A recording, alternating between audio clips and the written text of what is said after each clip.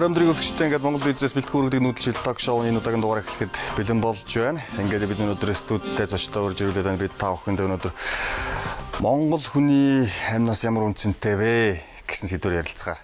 Зочдтой урьж ирүүлээд ингээд зочдтой танилцуулъя. За, хууль зүйн яамны бодлогын хэрэгжлийг зохицуулах газрын дарга Алтан Гэрэл, хүний эрхийн үндэсний комиссийн ахлах референт Бата. За, Монгол Улсын их сургуулийн нийгмийн шинжилгээ ухааны сургуулийн социологийн тэнхимийн багш Батбаатар, Иргэдийн шударгач өвтрийн бас агуулгын гишүүн Дэмбэрэл. За, хууль зүйн ухааны доктор Амар Баяр. За, миний буудан дээр сууж байгаа нь бол Сонгойрхон дүүргийн 114 дугаар цэцэрлэгийн эрхлэгч Наран Чимэг нар. Одоогийн байдлаар үргэлжлүүлсэн байна. Өшөө 3 зочин маань хараахан ирж амжааг байна. Тэгэхээр сэдвээ энэ яагаад Монгол хүний амнаас ямар үнцэнтэй вэ гэж нэрлсэн бэ гэхээр иргэд маань голчлоо ингэж байна л да. Мэдэн л ус утас жирэмсээр холбогдоод Facebook, Twitter хуудасаар холбогдоод ер нь бол энэ Монгол хүний амнаас бол одоо ямар ч үнцэнгүй болцсон байна. Монголд энэ амьд явах баталгаа алга болцсон байна гэсэн зүйлийг ихээр байна л да. Тэгэхээр яагаад иргэд маань ийм итгэлгүй ийм болчих. Хүний амнаас ерөөсөө юуны ч үнэгүй болчихоо. Энэ сэдвийг одоо сонгож авсан маань одоо ийм утгач. Тэгэхээр би танаас иргэдээс тавьдаг асуудал та бүхний дунд дахиад тавих гэж байна. Яагаад Монгол хүний амнаас одоо бид иргэдийн ярьдаг бол нохооны тэр малын амнаас 7 дор үнэгүй гэж яригдах болчих. Ямар хүчин зүйл нөлөөдөд ийм яриаг газар авчих.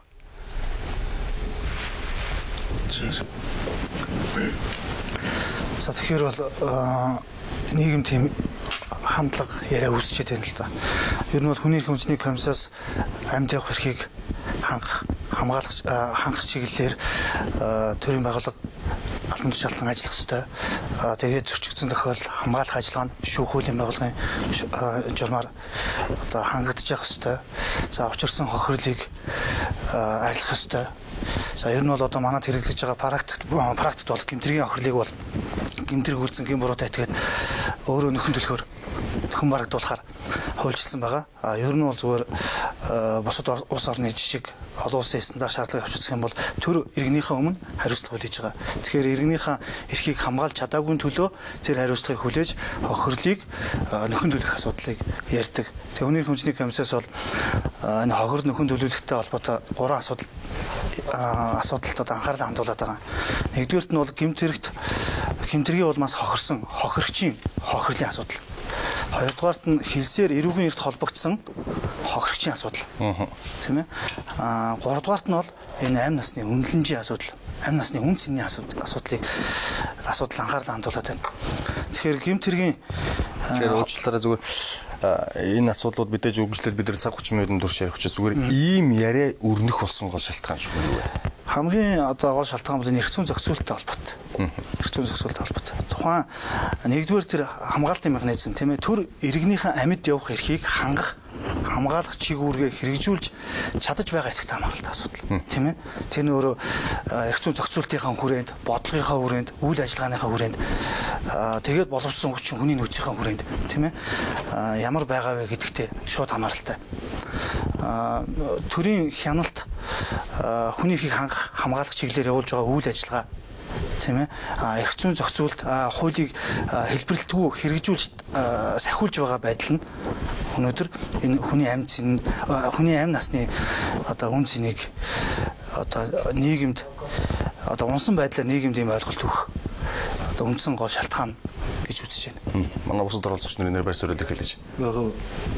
Жишээ нь хууль гэж ярил одоо нийгмийн харилцааг хамгаалах хамгийн гол хууль эрүүг бол ер нь гэл ярил цаашгаа зөндөө явна уу амь настай холбоотой ярьж байгаа. Тэгэхээр бас илүү жоохон гүнзгий бодоход хизээ Монгол хүний амнаас үнцэнтэй байсан юм бэ гэдэг асуулт гарч ирж байгаа юм.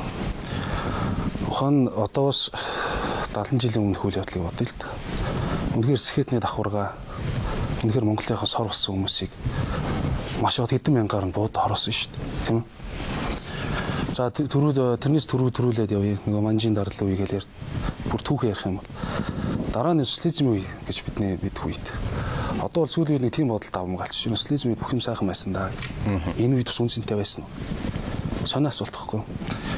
Одоо Монгол хүний үн цэнийг ярихад монголчууд уг нь бас ч гэж өдрөөс өдөрт бардам болчих. Би бол энэ хандлагыг юу ч нэхлээр мэдээж нийгэм даяараа шүмжилт хаанч гутарч байгаа зүйл байна. Монгол хүний амьс яагаад юм үнцнийг болчих. Гэхдээ нөгөө талаас энэ үн цэний чинь нэгтдэг, өгүүлдэг энэ ухамсар сэргээд ирж байгаа байхгүй. Хууль ёсны ямар байх хэвээр, эдийн засгийн ямар байх хэвээр гэдэг ч юм уу. 100 хэдэн төгрөгийн төлөө амжиргааны төлөөнөөс жишээл Монгол хүний амнаас өргөх ёсгүй. Хин нэгэн буруутай албан тушаалтанд ажиллаа хийж чадаагүй төлөө. Эсвэл хин нэг шунхаа итгэдийн төлөө. Хин нэг уул усыг эргүүлсэн дор уурхай эзний төлөө тэр нөхөн дунжгүй амнаас алдах ёсгүй гэдэг тэр хүмүүсийн ухамсар сэргээд л байна л да. Миний хувьд бол ягаад хэр зэрэг үн цэнтэй вэ гэдэг ийм асуулт. Монгол хүмүүс сүүлийн үед ялангуяа ундаж статистикээр асар их олноороо санаатай болон санамсруу байдлаар амиа алдчих. Тэгэхээр хүмүүс юу гэж бодож байна гэхээр ерөөсөө энэ амиа алдаад байгаа статистикийн хэсэг тусам гэнэ хэр зэрэг үн цэнтэй юм бэ? Баг үн цэн болчихлоо гэдэг ийм нийгэм сэтгэл зүйн нөхцөл үүсэж байна. Ерөнхийдөө бол яг энэ Монгол хүний жилийн дундаж статистик амиа өргөдөж байгаа, амиа насаа алдаж байгаа энэ статистикийг аваад үзэхэд бол баг байн байдлаар хийж байгаа усаар баг хэцүүс юм байна шүү дээ. Тэр энэ нөхцөл байдлыг ерөнхийдөө асар хүчтэй нөлөөлж байна. Энэ дэс. За миний хувьд бол Монгол хүний үн цэнийг хэн үнэлэмжийг гаргаж хэн монголчуудын амнаас те үн цэнийг баталгаад болгох ёстой. Энэ бол төр. Энэ Монгол хүний үн цэнтэй холбоотой хариуцлагатай холбоотой болж байна. Өнөөдөр аригталт эмх замбраг те одоо золгүй байдлаар амь алдсан хүмүүсийг сая хэлж байна те дайн байлдаанд орноос их байна. Өнөөдөр аригталт хамгийн чухал хүчин зүйл болж байна. Дараагийн асуудал бол хариуцлага шүү дээ. Энэ хариуцлага аригталт хоёрыг хэн зохицуулж барьж өгөх ёстой. Энэ төр маань өөрөө энэ хариуцлагыг те тогтоогоод энэ ард иргэдээ буул журамтай болгох юм бол энэ монголчууд өнөөдөр амь наснаас өөдөг шүү дээ. Ямар зүгээр ингээл хэн дуртай явж байгаа өгөхийг хүсгэн. Хүн болгон нэг өдөрч 1 минут ч гэсэн амьд амьдрахыг л хүсэн шүү дээ. Тэгж байна. Тэгвэл таахад бас хоёр хүний танилцал хоёр зочнолын зөв өгж ажиллана. Иргэдийн шударга шүгтрүүн бис байгуулгын тэргүүн Батялалд мөн ирсэн байгаа. За энэ болохоор зэрэг өмгөөлөгч Инх Тамир ирсэн байгаа гэдгийг танилцуулъя. Тэгэхээр бид сая иргэд оролцож байгаа дунд энэ иргэдийн дунд яагаад энэ монгол хүний амь насын үн цэнэгүй болчлоо гэдэг яриа дэлгэрэх болвоо. Хүн болгон яагаад энэ тухай яриад ийм жоохон баг зэрэг айцтай болчихоо гэдэг зүйл дээр санд бодлого уулзаач гэж. За тэгээд хүний амь насны үн цэний тухай асуудал бол хамгийн эмзэг асуудал юм л та. За хүн өнөөдөр амь насаараа хохирох ч юм уу ямар нэгэн байдлаар хохирол авсныхаа дараа л энэ үн цэнийхээ тухай боддог юм шиг санагдаад байна. Тэгэхээр энийг би юутай тайлбарлах гэдэг нь тэгэхээр хүний үг хэлэх тийм ээ тухайн үгийг сонсох төрийн тэр хүлээж авч байгаа үнэлэмж нь их дор байх юм болов. Жишээлбэл өнөөдөр энэ барилга байгууламж стандартын шаардлага хангахгүй тийм одоо барилгууд олон байна гэдгийг бол өмнө нь бол маш олон хүн хэлжсэн шүү дээ. Одоо энэ улсын мэргэжлийн хяналтын хаалвч гэдэг юм уу бусад төрөөс тэр тогтоож өгсөн стандартын дагуу тэр үйлдвэрлэл үйлчилгээг зохицуулж явах хэрэгтэй хяналтын байгууллагуудын одоо тийм хяналтгүй үйл ажиллагаа тийм ээ. Тэр хяналт нь өнөөдөр хяналт байж чадахгүй тухайн хяналтаас айлгүйгээр одоо дур дураараа юм хийдэг. Энэ одоо төрийн одоо хяналт тавих энэ институт нь одоо өөрөө одоо хяналтаа хэрэгжүүлж чадахгүй баснаас болж одоо хүний амь насанд хүрлээ шүү дээ тийм ээ. Тэгэхээр бид нар хүний амь насанд хүрснийхэн дараа л одоо өнөөдөр энэ асуудлыг ярьж байгаа нь бол хориотч ярьж байна л да. Тэгэхээр ер нь бол бид одоо ард иргэд бол энэ нийгмийн зохицуулалтын замбраагүй байдлын тухай бол маш олон юм яриа л байгаа. Одоо Монгол улс байхгүй боллоо гэдгийг хүртэл яриа л байгаа шүү дээ. Тэгэхээр энэ төр нь өнөөдөр жишээлбэл ингээд улс төр гэдэг хитрхи хэсэг бүлэг хүмүүсийн тий одоо талцал дор ингэж явсаар байгаа нэг амьдрал дунд үнэхээр зохицуулалт шаардлагатай байгаа асуудлууд руу хүрч чадахгүй байгаа нь өнөөдөр энэ хүний үн цэнийг бол ярих асуудал болж байна л. Тэгээд хүний үн цэнтэй холбоотой ярихад бол өнөөдөр үнэхээр хохирчоод тийм ээ одоо тэжээгч алдсан тэр өсвөр насны маш олон хүүхдүүд ингээд автоаварын хэрэг одоо ингээд маш олон гэмт хэрэг одоо зүү бусаар даймнасаа алдсан хүмүүсийн хохирлын тухай асуудлыг өнөөдөр хөндөж ярьж байгаа гэж ойлгож байна л. Тэгэхээр би бол нэгэнт одоо ихэвчлэн одоо манай төрийн бас байгууллагт иймэрхүү байдлаар хохирсон хүмүүс ирж юу гэж хэлдэг гэхэлэр за миний хүүхэд ингээд өнгөрчдөг юм биш тийм ээ өнөөдөр ингээд хойноос нь хөөцөлтөд явхлаа төр засгийн хүртэл хэрэгтэн хүртэл суллагдаад ингээд өршөөл хамрагдаа явчихдаг юм байна. Дараагийн хүмүүс ингээд өхгүй байх талаас нь төр засаг юм хийгээсэй гэж яваад байгаа байхгүй юу ихэвчлэн.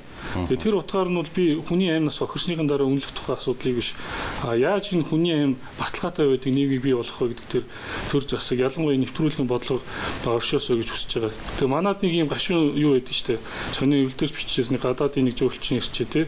нэг жолооч ч юм уу хөтчин жоохон одоо өөрийнх нь эсэргүүцсэн байдлаар монголчууд ч юм бол бас жоохон хин хүний үгэндээ ороод идэгүүд юм одоо ард юм шүү дээ. Гэтэл одоо энэ ямар үнэтэй бодчих уу гэжсэн гэж байна.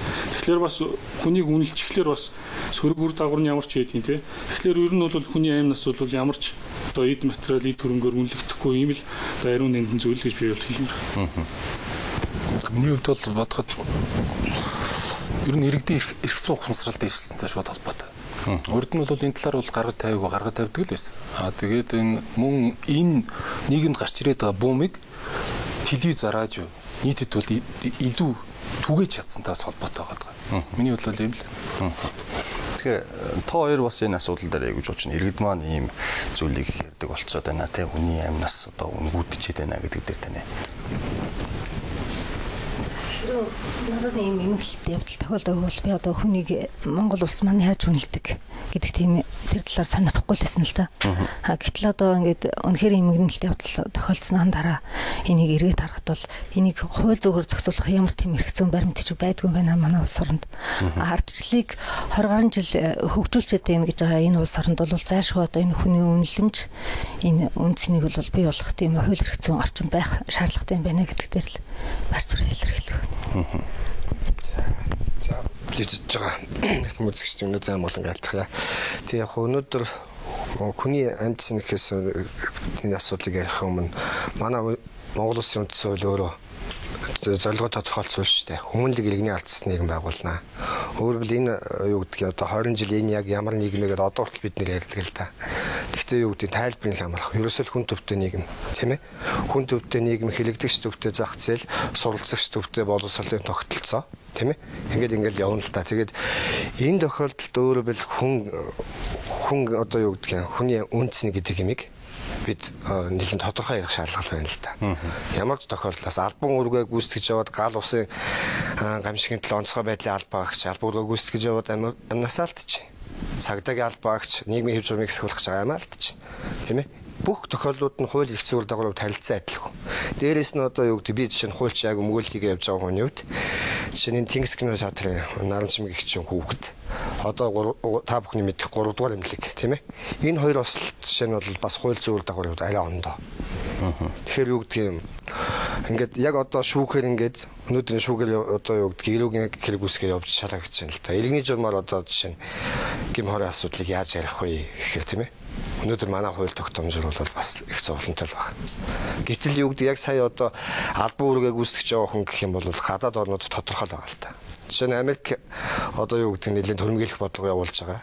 Иракт, Афганистанд байлдаж байна тийм ээ. Энэ цэргийн Америк цэргийн албаагч энэ нутагт одоо юу гэдэг амиа алдах юм бол арга хэлтэн шууд тодорхой $600 мянган өгдөг жишээ тийм ээ. Тэр юу гэдэг гадны жишээ олон жишээл татаж болж байна л дээ. 9 сарын 11-ний нэг террорист халдлага боллоо шүү дээ Америкт. Энэ өөрөө Америкийн нийгэм чинь маш шал өөр нөхцөл байдал бий болгоцсон. Одоо юу гэдэг 9 сарын 3-наас хойш энэ үндсэндээ 3 сар өнгөрчлөө шүү дээ. Одоо би шулуухан хэлэхэд бол төр одоогор бол үндсэндээ энэний дагуу ямар ч арга хэмжээ аваагүй л шүү дээ. Хоёр тохиолдол хоёулын дээр. Гэтэл 9 сарын 11-ээс халдлага болсноос 11 хоногийн дараа Америкийн конгрессээр хууль батлагдсан байдаг. Агаарын тээврийг тогтворжуулах болон нөхөө олгорын тухай хууль гэдэг. Ерөөсөө 11 хоногийн дараа шүү дээ. Энэ хуулиар өөрөөр хэл нөхөө олгор хэн ямар хэмжээний нөхөө олгор олох ёстой гэдээ бүгдийг хуульчлаад өгсөн. Өөрөөр хэл тэнд түр хурдтай шүү дээ, тийм ээ. Дээрээс нь бүх тохиолдлуудаа хүн ямар амьд сэнтэй вэ гэдгийг шууд хилцсэн байсан. Дахиад гинти юмд учмагцаа тэр төрөөрөө дахиад юу гэдэг юм. Маш хурдтай арга хэмжээ авчихсан л та. Гэтэл Монголд өнөөдөр юу гэдэг юм тийм ээ. Бид нэр яриад байгаа шүү дээ.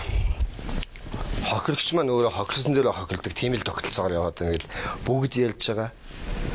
Тийм л тогтолцоод байгаа. Бид нэвтрүүлэг эхлэхээс өмнө одоо энд ч гэсэндээ бид нар иргэдийн санал бодлыг аавна. Зүгээр Монгол хүний амь насыг ер нь та ямар үнцэнтэй байх ёстой вэ гэж асуухад тийм үнцэнтэй гэж хэлхээсээ наад Монголд амьд явах баталгаа алга гэж ярьж байгаа хүмүүс. Үнэлүүлэхээсээ наа. Тэгэхээр энэ юу вэ гэхээр зэг одоо жишээлбэл надад одоо энд нэг хэдэн тоо баримт байгаа тань л өрхөмлөл сүүлийн одоо 5 жилийн дотор уулуурхаан салбарт одоо 3 жилийн байдлаар 57% амнаас алдсан байна гэж уулуурхаан салбарт. За энэ үеийн ойрхон налайхаа уурхад 204 ослог гарснаас 99% амнаас алдсан байна гэж. 71 хөлбөмбөгийн жантаараа алдсан байна гэж байна. Энэ хотынх нь хаяанд байж байна. Тэгэхэд одоо юу гэдгийг 786 үйлдвэр ослогож 792 хүн осолдож эндсэн байгаа тодорхой хэмжээнд. Тэгээ барилгын салбарт осол гарч 198 хүн өртөж, уулуурхайн салбар 112 хүн амь насаа алдсан байна 5 жилийн дотор. Тэгэхээр Монгол улс түрүүнд хийсэнтэй Иракийн дайнд бол өдөрт бараг 2 хүн амь насаа алдахтаа өгөөтэй байсан гэж ярьдаг юм бил Америкийн статистик судалгаа. Монгол улсд бол одоо ингээ гарангуй зам дээр осол.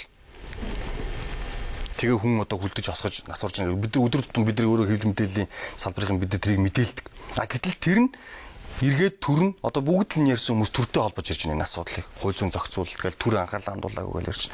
Тэгэхээр одоо бол энэ төр бол мэдээж ажиллаа хийхгүй байна гэдэг зүйл төр бид нар бас санал нэгдчихлээ гэж би бодод байна л. Одоо яах вэ гэдэг асуудал мэдээж яригдэн тийм үү. Гэтэл хүнийг одоо хэдүүлээ одоо яах вэ гэдэг асуудлыг төрлийн 2 дугаар шатанд явагдана. Үнэлж болох уу болохгүй гэдэг асуудлыг эхлээд ярилцъя гэж бодод байна л. Хүнийг одоо амь нас гэж зүйлийг одоо түрүүнд тэнд татгалт хийсэн тийм. Үнэлчүүл бас сонирн байдалд орно. За үнэлэхгүй нэгтэл тэр хүн бас тэгж шít. Монголын төр хүнийхээ амнаас хүндээ анхаарал хандуулдаг юм чи одоо яасан ч гэл болж ичээл юм бол гэдэг ийм хоёр тал байгаа. Тэгэхээр үнэлэх нь зөв. Үнэлнэггүй л яагаад, үнэлэхгүйг л яагаад гэдэг асуудлыг би та нарт таймаар байна. За энэ дэр нэг зүгээр төвчхон одоо санаагаа хэлэхэд зөв хүний би ярианыхаа ихэнд хэлсэн хүний эрхийн үндэсний комисс бол хүний амнаас үн цэнтэй байх ёстой гэсэн тийм байр суурийг барьж байгаа талаас нь ярьсан. Батялтын тухайд бол ярианд нь бол ийм дурдж байна л да. Хүний амнасыг бол үнэлж болохгүй. Тэгэх юм бол нөгөө буудна барьна гэдэг асуудал яригдана. Сүргүүр дагавар үүснэ. Тэгэхээр би хүнийг үнэлэх асуудал биш. Хүний амнасыг үнэлэх тухай асуудал ярьж байгаа юм л да. Хүнийг амьд байхад нь амьд явах эрхийг хангах асуудал бол төрийн үүрэг тийм ээ. Энэ бол төрийн процедур, төрийн механизм, эрх зүйн зохицуул бүх юм энд ажиллаж явах хэрэгтэй. Тийм ээ. Тэгээд тэр ажиллаагүй бол хэрвээ тэр ажиллаагүй бол тэр ямар ч нөхцөл байдал болж байна. Гэмт халдлага нь байна уу, тийм ээ? Үйлдвэрлэлийн ослол нь байна уу, тийм ээ? Золгуу тохиолдол нь байна уу? Эсвэл одоо албан үүргээ гүйцэтгэж байна уу? Тэр болгоноос үл хамааран төр тухайн иргэний өмнө амьд явах эрхийг хамгаалах үүрэг, хангах үүрэг хүлээснийхээ хувьд хариуцлага хүлээх ёстой. Хариуцлага нь тухайн одоо тохиолдол болгоноос хамаарат эрх зүйн үр дагавар нь өөр байдаг учраас гимбүрөгийн асуудал харилцан адилгүй байдаг учраас энэ дээр өөр зохицуул шаардлагатай болно. За тэгээд нэгэнтээ хамгаалж чадаагүй бол тийм ээ амьд явах эрхийг хангаж чадаагүй, хамгаалж чадаагүй юм бол яах вэ гэдэг асуудал яригдана. Тэгэхээр энд бол хүний амнаас хохирсны дараагаар бол заавал энэ хүн цэний асуудал яригдах ёстой. Тэр хүний тэр энэ хорвоод тэгээ эрхэн зэрэгтэйгээр хүн болж ирсэн тэр хүний амь насын одоо үн цэнтэй байх асуудал. Энэ өөрөө зүгээр мөнгөөр үнэлж байгаа арилжааны шинжтэй хэлбэр бол бас биш шүү. Би зүгээр хэдхэн тохиолдол хэлээ. Фудландын хэрэг гээд нэлээд шуугианд тарьжсэн хэрэг байгаа тийм ээ. 5 хүн нийтэд холбогдож дээдл нь 1251 хоног цагдаа хоригдож тийм ээ 3 жил гарсан шүү дээ. Доотлон 206 хоног цагдаа хоригдож шалгагдсан байт. Тэгээд нэг хүн нас орсон. 4 хүн бол 4 хүний 2 нь сүрээ, нэг нь илэгний цусан хавдар гэдэг юм өвчсөөр өвчтэй болж байнгын одоо хүний хасрамжт болж үлдсэн. Тэгэхээр энэ дээр жишээлбэл нас орсон нөгөө улсуудын тухайд бол шүүх яаж шийдсэн бэ гэхээр нөгөө эрүүл мэндийн хохирол, хоригдсны хохирол, за хоригдож явах хугацаанд ажил хөдөлмөр эрхэлжсэн бол олох байсан орлого гэл бүхий л одоо тэр юмнуудыг одоо эдийн болон эдийн бус хохирлыг тогтоож штэ. Дөнгөж нас барсан хүний тухайд бол нөгөө бусад тэр одоо тэр хүний олох байсан орлого ашиг юу тэр юм бол ерөөсөө яригдахгүй боломжгүй болчихсон. Эрх зүйн зохицуул нь тийм учраас. Ганцхан зүгээр тэн дээр бид нар хүний хүнсний комиссаас ямар байр суурь тавьсан бэхээр эрүүдэн шүүхийн эсрэг конвенцийг барьж асуудлаа тавьсны хүчинд ээжд нь одоо сэтгэл санааны гим хорыг гаргуулах ёстой гэсэн зарчмаар 35 сая төгрөг нэхэмжлснээс шүүх 8 саяг тогтоож байна. Гэхдээ энэ хэдийг нэхэмжлэх тэр аргачлалч байхгүй шүүх ямар одоо эрх зүйн зохицуулт стандарт одоо юу хэм хэмжээг барьж хасах одоо үнэлэхгүй гэж үнэлэх нь бас тодорхойгүй. Тийм байгаа. Зүгээр сая энэ тохиолдол. Тэгтэл Азийн чон гэдэг байна тийм ээ. Энэ бол хүний амнаас өнөөдөр л гівгүтийн ингээд тохироод байгаа асуудал биш шүү дээ. Тэгэхээр Азийн чон гэдэг байна. Тэн дээр за би буруу санааг бол 17 хүн нас орсон санагдаж байна. 17 хүн нас орсон тохиолдол дээр оршуулгын зардал 500-аас сая 200 мянган төгрөг авсан мэт. Ерөөсөө. Тий. Тэгээд бусад хохирсон за хараагүй болсон, бүрэн хараагүй одоо 100% хараагүй болсон бусад байдлаар хүнд гимтсэн одоо ингээд эрүүл мэндээр хохирчихсан тийм ээ.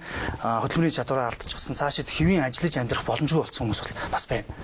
Тэгээд тэр хүмүүс одоо өнөөдөр хүний эрхийн үндэсний комиссд хандчихад шүүх өнөөдөр шийдсэнгүй. Нэхэмжлийн хангахгүй юу одоо ханхаас татгалзаж байна. Зарим нь бүр нэхэмжлийг хүлээж авахгүй байна. Хэрэгсэхгүй болгож байна. Тийм учраас одоо энэ дээр төлөөлөл нэхэмжил гаргаж юм уу ямар одоо боломж гарч байна хүний эрхийн талаас нь энэ тусалцаа үзүүлээч гээд гомдоо гаргаж явж байгаа юм. Тэгэхээр ер нь бол одоо эцэстэн дүгнээд хэлэхэд хүний амнасны үн цэний асуудал бол амнасаа алдсны дараагаар яригдж байгаа асуудал шүү гэдгийг бас анхааралтай авах ёстой. Харин амьд байх асуудал дээр бол амьд явах эрхийг хангах тухай асуудал яригдана тийм ээ.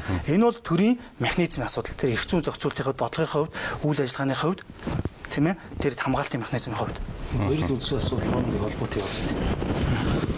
За амнасаа алдсан тохиолдолд тийм сэтгэл санааны гэмор гэж асуудал заашгүй яригддаг. Хүн болгон дотны хүн бий. Гэрүүл бий. Аав ээж, хань ижил, үр хүүхэд бий. Үлдсэн хүмүүс сэтгэл санааны хохирол гэдэг асуудал яригдж байгаа юм. Тэгээ ер нь сэтгэл санааны гэмор өөрөө ганц одоо манай системд биш. Ер нь ингээл энийг яаж барагдуулах вэ гэдэг үргэлж тийм маргаантай байдаг зүйл. Тэнгүүт одоо эрүүгийн хуулиар жишээлбэл сэтгэл санааны гим хор тэр хохирлыг барагдуулсан бол гэж. Уг нь манайд бол хамгаалтын механизм байна. Муу ажилтдаг болохоос биш. За хүн тохны хүнийг алдчихлаа. За тэгээд хохирол төлбөрөө бүрэн барагдуулсан хэсэг гэдэг нь тухайн хүнд ял шийтгэл оногдуулахад нэг чухал нөлөөлөх хүчин зүйл байх ёстой. Одоо бол ерөнхийдөө хохирол төлбөрөө барагдуулсан хэсгээс нь шалтгаалаад тухайн хүнд ялгамжтайгаар ял шийтгэлийг оногдуулах асуудал нь жоохон бүрхэг байдаг. Ийм учраас би мөнгө төлсөн ч төлөөгүй ч за ерөн суухал юм чинь гэсэн байдлаар маш олон ханддаг. Төлөвлөмж чадваргүй хүмүүс ч байна. За тэгээд эрэнгүүт яаж нэхлэж хүний сэтгэл санааны хохирлыг яаж мөрөх юм бэ гэдэг асуудал гардаг. Их сонирм байхгүй хүний энэ сэтгэл санаа гэдэг чинь. Одоо бас 3 жилийн өмнө миний нэг үйлчлүүлэгч зам дээр нэг залууг дайраад амнасын хөрөчлөлт болгоомжгүй ослт шүний харанхуйд нөгөө машин харанхуй байсан машины хорд юм ийгээ суужсэн. Тэгээд тухай надад үйлчлүүлж байсан болохоор хойноос нь өргөд амнаас алдчихж байгаа байхгүй. Тэгэхэд нэг юм дээр бүр илэг юм тэрмэр үйл явдлаарч. Тэр амнасаа алдсан залуу 3 хүүхэдтэй. Нэг хөгшин настай аавт. Тэр нь замын цагдаагийн газар дээр тэр хүнтэй уулзахдаа цагаан сар өдөр таарсан. За Монгол хүн байна да. Саршин сайхан шинэлүү минь тус мэдчихээ та. Ингээд яриагаа эхэлж байгаа байхгүй. Тэгээд өндөө яг болгоомжгүй осол байсан. Тэгэл яриад би одоо ингээд одоо би үнэхээр ийм байда санамсаргүй юм боллоо те.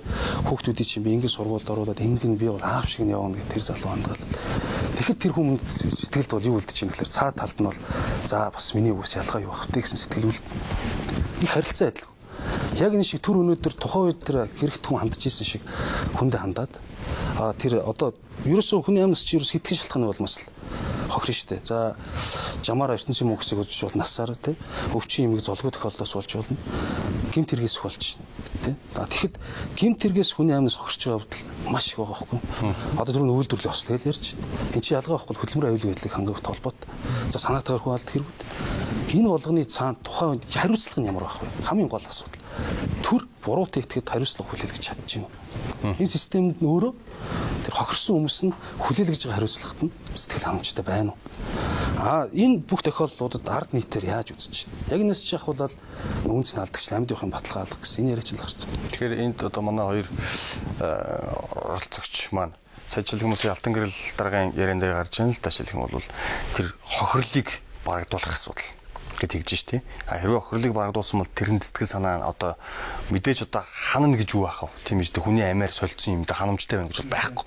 Гэтэл тэрэн дээр одоо юу гэдгийг бүр нэг гомдолтой үлддэг чинь л одоо өгсөн үг хэлэхгүй гэдэг шиг ханддаг тийм байна гэдээ одоо надад үйлээ ярьж ирсэн хүмүүс ч бий. Тийм л одоо хандаад ахад явах газар واخгүй мохордолд орчлоо гэдэг ч юм уу. Эсвэл одоо зүгээр оршуулгын зардлын нөгөөд ингээл болцсон. Өөр одоо тэр дөрөв ярьсан тэгсэл нааны хохирол ард нь байж байгаа тэр асуудлыг ерөөсөө ярив. Тэгэхээр энэ асуудал одоо жишээлбэл тоо хоёрт одоо нэг нь өмгөөлөгч нэг нь та одоо ингээ хохирч байгаа учраас мэдээ золгүй байдал тохиолдсон. Тэгэхээр ийм процедурын юм ярьж өгөөч. Ямар одоо жишээлбэл ингээ хүндрэл гараад ингээд тийм төр эндээ ихэр яаж ажиллаж байна ер нь. За тэр хариуцлага төр өөрөө хариуцлага хүлээлгэх тийм ээ. За алтан гэл дарга ярьж байна л да. Төр одоо буруутай итгэл яаж хариуцлага хүлээлгэх юм бэ? Тэгвэл би юу гэдгийг одоо бас үйлчлүүлэгч байгаа өмгөөлөгч хүн гэдэг чинь өөрөө нөгөө үйлчлүүлэгч байгаа одоо зүрх сэтгэлийг чагнах тийм ээ. Тэгээ тэр хүний одоо яаж хамгаалах боломж тутгааг нь яаж хамгаалах тэрийг л хийх ёстой юм шүү дээ. Тэр утгаараа зөвхөн би яг энэ хоёр хэргийг бол бүр эрс ялгаж авч үзэх гэж боддتي. Тэр утгаараа алтан гэл дарга түрүүн хэлж штэ. Төр одоо буруутай итгэл дээр хариуцлага хүлээлгэх тийм ээ. Энэ тогтолцоо гэж ярьж бол би бол бүр ондоо мэрмэр байдаг. Тэр нь юу гэхээр энэ хоёр хэрэг дээр төр өөрөө хариуцлага хүлээх ёстой. Яагаад гэвэл энэ өөрөө юу гэдэг юм бэ? Кино үзэхээр яваа хүүхэд тийм ээ. Сургуулаа тараад тайлж яваа хүүхэд тийм ээ. Өөрөөр нөгөө энэ альва хууль зүйн үр дагавар үүсгэсэн факт чинь нэг юу гэдэг юм бэ? Шалтгаантай холбоо байна. Автоаврын осолд орсон одоо явган золчигч өөрөө юу гэдэг юм практиктаар ингээ аваад үзэх юм бол тодорхой хэмжээний буруу байдаг тийм ээ. Явган хүний галзгүй газар гарсан ч гэдэг юм. Ингээ янз бүрийн байдлаар гимбуруугийн асуудлыг ярьж болдог. Гэтэл энэ хоёр тохиолдолд бол юу гэдэг юм бэ? Энэ хоёр хохирогчийг ямар нэг өнцгөр буруутгах юм ч үнсэл харагдахгүй юм л да. Үндсэндээ юу гэдэг тэр гимбуруугийн асуудал ерөөсөө зеро тийм ээ. Тэгээ ягаад зеро гэхээр энэ дээр яаж юм гэхээр тэгээд хариуцлагын жишээ нь одоо юу гэдэг юм. Манай үйлчлэгч Батсаахан ах битэрийн одоо юу гэдгийг зорж байгаа юм бол за хүний үндснээс их Монгол хүний үнэлэмж өндөр байх хэрэгтэй гэдэг дээр бол санал нэг байна тийм ээ. Маш өндөр байх хэрэгтэй. Гэхдээ тэдэнд дүрг гэж ярихаас өмнө за энэ хоёр асуудал одоо юу гэдэг орчин цагийн барилгын салбар Монгол ардчилсан одоо юу гэдэг зах зээл шилжээд энэс хойш үүсэв юм хоёр юм үзчихлээ тийм ээ. Тэгэхээр энэ дээр яах ёстой гэхээр би зүгээр миний хувийн бодол нийгэм хүн бусад хуульч нар юу гэж харж байгаа мэдэхгүй байна. Гэхдээ би бол одоо их тодорхой юм. Нэгдүгээр төр энэ эрүүл аюулгүй олчинд амьдрахын нөхцөлийг бүрдүүлж чадаагүйхын төлөө энэ хоёр хохирогчийн арга гэрээс албан ёсоор уучлах хэрэгтэй. Нэгдүгээр. Тэрийг бол бид нэр одоо юу гэдгийг тэр Батсаахын ерөнхийлөгч бичсэн болоо ерөнхий сайд бичсэн шиг тэр тодорхой биелтэй. Нэгдүгээр төр албан ёсоор уучлах хэрэгтэй. Уучлалгүй гэдэг чинь зүгээр юу гэдэг юм бэ? Нэг ингийн юм биш шүү дээ. Зүгээр төр чинь их олон механизмтай тий. Төр гэж юу ингээ нэг хийсвэр ойлголт яриад байдаг л да хүмүүс. Төр гэхээр одоо юу гэдэг юм зүгээр галакс ойлголт нь бол тодорхой хүн ам тодорхой нутаг дэвсгэрт нийтлэг засаглалыг хэрэгжүүлж байгаа энэ этгээд тэгэл төр гэдэг байгаа шүү дээ. Гэтэл ингээд их одоо энэ хоёр тохиолдол дээр ингээд төрийг бас хүншүүлж ойлгож болж байна л та. Хүншүүлч шүү. Тэгэхээр төр хүнийг шагнадаг. Тэр тэл гинт хэлхтний өршөөдөг шүү дээ тийм ээ. Бүр уурчилдаг. Тийм ээ. Ингээд энэ хүнлэг механизм ажиллаад байгаа байхгүй. А гэтэл Монголын төр одоо юу гэдэм бэ? 1930-ад онд хийсэн нөгөө системтэй хэлмэгдүүлэлт тийм ээ. Улс төр хэлмэгдүүлэлт шүү. Энийхэн төлөө бол нэлээд хилэн болж тийм ээ. Одоо та бүгдээрээ санаж байгаа. Уучлал гуйсан гэж тооцоогүй юу гэдгийг сони юм хийсэн шүү дээ. А одоо юу гэдгийг хариуцлагагүй бизнестэй хамтраад энэ удаа хэлмэгдүүлэлт хийж байгаа байхгүй юу? Миний зүгээр нүдээр. Тэгэхээр тэр хариуцлагагүй бизнес хийсэн этгээдүүдийн хомноос төр нэгдүгээр тэгэхээр уучлал өгч байгаа. Тийм ээ? Хоёрдугаарт нь тэр шүүхийн журмаар ямар хэн одоо юу гэдгийг тийм ээ? Хувь хүн одоо яаж шийтгэл авах асуудлаас наан төр өөрөө энэ хүмүүст тодорхой хэмжээнд нөхөн төлбөр төлөх хэрэгтэй. Ийм л хоёр юмыг л юу гэдгийг ярьчаад зөв миний хувийн бодол шүү тийм ээ энэ хоёр хэрэг дээр. Тэгээд дараа нь одоо юу гэдгийг засгийн газар хариуцлага хүлээчлээ шүү дээ. Нөхөө олгороо өгчлөө уучлал аль бисар гуйчлаа. Уучлалгүй нэгдгийг чинь цаана дахиад ийм хэрэг бид нэр гаргахгүй шүү гэдэг амлалт авчих гэсэн үг байхгүй нийгэмд иргэний нийгэмд. Тийм ээ? Тэгээд тэрнийхэн дагуу дараагийн юм хийн гэсэн үг. Ингэчих юм бол бид нэг Монгол хүний үнэлэмж үн цэнтэй байх гэдэг асуудлыг энэ хоёр юм хийчих юм бол их бодиттой болоод байгаа юм шиг харагдаад байгаа юм л да. Тэгээ бид нар яг энэ санаагаа бол хоёр бичиг дээрээ бичсэн. Тэгээд төр өөрөөр бил хүнлэг байгаа ч гэдэг энэ асуудлыг тавиад эргэлж хүлээгээд аваад уулцсан. Тийм ээ? А одоо хариуцлага яадаг байхгүй бид нар.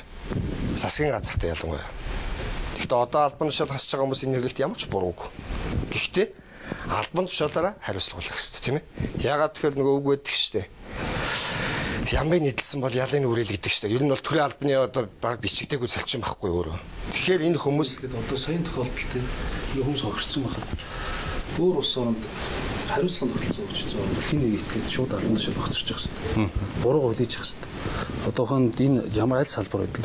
Юу нь ялгаа байхгүй. Одоохонд миний хариуцж байгаа салбарт тийм ямар нэг үйл гарах юм бол ялгах. Би ч гэсэн өөрөө миний үйлдэл боломж байсан бол шууд хариуцлах бол ингэ тогтцордог л багс. Сая ингээл бас ингээд Хектамрыг ярьж яхад бодож явах нэр хин энэ дээр уучлах байсан. Хин шууд албан тушаал өгсөн. Ингээл бас асуудал бодогдчихлаа л да. Хектамр өнгөд чи юу хэлсэн шүү дээ. Сая нэг санал хэлсэн шүү дээ уучлаарай. Нэг санал хэлсэн шүү дээ. Тэр санал бол бас Монголд хэрэгжиж байгаагүй огт болж байгаагүй тийм туршлага юм уу тийм санал юм юу биш шүү дээ. Энэ дээр би юу гэж жишээ авах гэдэг юм хэрэг 7 сарын 1-ний хэрэг байна тийм ээ. Тийм 5 хүний амнаас хохирсон асуудал болсон тийм ээ. Тэгэхээр эрүүгийн хэрэг нь шүүхээр эцэслэн шийдвэрлэгдээгүй байхад тийм ээ. Улсын хурлаас хууль баталж нөхөн төлбөрийг хохирогчд гаргасан тийм ээ. Нэг хохирчийг 50 сая гэж тооцсон санагдаж байна тийм ээ. Тэгэхээр 50 сая төгрөгийг тооцож шүүхээр шийдвэрлэхээс өмнө шүү дээ. Түр уучлаарай бид нар хамгаалж чадсангүй бид нар одоо амьд явах эрхийг баталгаатай хангаж чадсангүй уучлаарай. Энэ бол өөрөө бас нэг жишг байхгүй юу тийм ээ. Хэдийгээр яг манайх Ром Германы эрх зүйн системтэй буюу өөрөө яг хууль зааснаар явдаг боловч энэ өөрөө практикт хууль баталж шийдэж болж байгаа асуудал байхгүй. Тэгэхээр энэ дээр бол бас тийм шийдэж байсан туршлага байгаа гэдэг бас нэмж хэлмээр байна. Тэгэхээр нэг энэ нөхцөл байдал бол нэг нийтлэг жишг бол биш л дээ. Яг төр юу гэдгийг яг тодорхой нэг зүйл дээр олон нийтийн анхаарал тухайн асуудал руу яг хандсан энэ нөхцөлд тэр 50 сая одоо аргын тэтгэмжил байдлаар тийм ингэж олгож байгаа шүү. Энэ ялгаатай байж болох л дээ. Тий, ялгаатай бол ерөөсөө байж болохгүй. Жишээ нь юунд бол энэ тохиолдол болно, энэ тохиолдол болохгүй гэж бас болохгүй юм. Улс орнуудад жишээ нь Европт ч юм уу одоо чинь яг энэ нөхцөлд бол хүний амийг үнэлдэг. Гэтэ яаж үнэлдэг вэхээр алдагдсан боломжоор нэгдүгээр үнэлдэг. Жишээ нь энэ хүн юу дундаж тийм ээ орлоготой ингээд амьдрахад хэдэн төгрөгийн одоо орлого олж чадах байсан байх үнэлдэг. Жишээ нь одоо юу гэдгийг тэр нөгөө залуу одоо энэ манай хөрөгчл их залуу хүн биш үү? Тэгэхээр энэ хүн бол магадгүй 30 жил улсад ажиллах байсан тий. Тэгэхээр энийг маш энгийн тооцоо сард сая төгрөгийн орлоготой ажиллана гэвэл 360 сая тий. Тийм болж байна тий. 360 сая гэсэн үг тий. Тэгэхээр энэ алдагдсан боломж 360 сая гэд гараад ирж байна. Нөгөө төгөр бас нэг тооцдог зүйл бол энэ social cost гэдэг нийгмийн зардал гэж тий. Энэ нийгмийн зардлыг заашгүй тооцох хэрэгтэй. Жишээ нь энэ бол тухайн хүн дээр эхлээд тооцож штэ тий амийн үнэлж байна. А хоёрдугаарт тухайн хүний тижээнд итгэж байгаа хүмүүс тий энэ одоо хідэн хүүхэдтэй байдгийг тийм ээ. Тэр хүүхдүүдийн баталгаатай цаашдаа аюулгүй найдвартай амьдрах энэ нөхцөлийг бас үнэлж тооцдог ийм систем ч бас байдаг. Тэгэхээр энэ дээр бол манай төр засаг бол зөвхөн одоо саяхан 2-3 жилийн өмнө одоо нэг ослоо гарсан шүү дээ. Юу яагаад дорндод нөгөө галаас юу унтрах гэж байгаа онцгой байдлын ажилтнууд. Тий, тэр онцгой байдлын ажилтнууд энэ бол нэг л жишээ л байхгүй. Тэрнээс бол хүм болгон тэгэл өгөөд байгаа юм байх. Зүгээр түр яг өөрөө буруутай гэсэн тэр нөхцөлдөө л олгож байгаа юм л асуудал. Тэгэхээр үзэж байгаа бас нэг зочноо танилцуулж байгаа хүний эрхийг уулж ичнэр манай студ төрүүлсэн юм. Бид өнөөдөр танд дахиад сэдвээр танилцуулахад үзэгчд маань гэсэн бас ойлголт авцсан явж байгаа гэж бодож байна. Ерөнхийдөө Монгол хүний аим ямар үнэтэй вэ гэдэг сэдвээр ярилцж байгаа. Яагаад энэ хүмүүс Монгол хүний аимнаас энэ юмнаас ч одоо юу гэдэг мөнгө бараг жибнээс ч хямдхан болчлоо гэж яриад байна. Энэ одоо чухам юутай холбоотой. Хэрвээ хүнийг амь насыг үнэлнэ гэвэл бид нар яаж үнэлэхийг бид нар ямар системээр тогтолцоо хэрэгтэй. Энэ бол манай одоо хоёр зочин маань одоо бас хүрэлцэн ирсэн байж байгаа хөрөгч мөнгөлөгч байна өөрөө бас хөрөгч ирсэн байж. Тэгэхээр энэ хүмүүстэй бид нар яг эд сэдвээ ярилцж эхэлж байна. Тэгэхээр үнэлэх ёстой ёсгүй гэдэг бид нар зүйл ярьсан те. Оролцогчд маань ерөнхийдөө бол үнэлэмж байх ёстой гэдэг дээр санал нэгдээд байна гэж би ойлгоод байна. Хүний амнаас бол үнэтэй байх ёстой. А гэхдээ бол мөнгөөр үнэлнэ гэдэг бол хэцүү. Жишээлбэл 50 сая төгрөг өгнө гэхэд одоо жишээлбэл 50 сая төгрөг байдаг хүний одоо намайг 50 сая төгрөгөөр үнэлнэ гэвэл одоо их сонирн биз дээ. Тий, тэр бол аюу их сонирн. Тэгэж үнэлж бусад улс орнуудад бол бас зохицуул байдаг хгүй. Гэхдээ зөвхөн амь насыг биш.